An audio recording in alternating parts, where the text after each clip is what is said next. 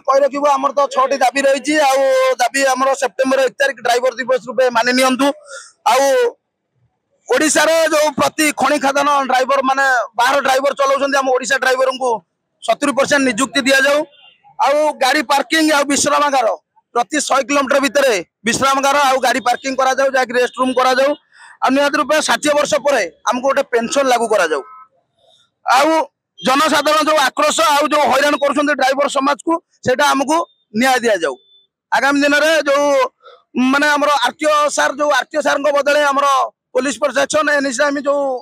हमको चेकिंग करा जाउची जार करा जाउची सेटा सेति पई दृढ़ कार्यानुष्ठान निया जाऊ से हिसाब से हमरो ड्राइवर समाज आज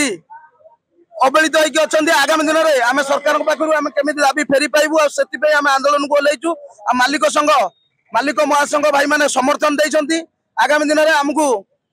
केमिति ड्राइवर भाई मानक समर्थन दे आगामी दिन में स्टेरिंग छाड़ आंदोलन अनिर्दिष्ट काल जेपर्यंत आम दाबी पूरण न सेपर्यंत अनिर्दिष्ट काल स्टेरिंग छाड़ आंदोलन आम एमती रोड पर बसबू आंदोलन करूँ ट्रांसपोर्ट गाड़ी की कौन गाड़ी की छाड़ू ना निहत रूपे आम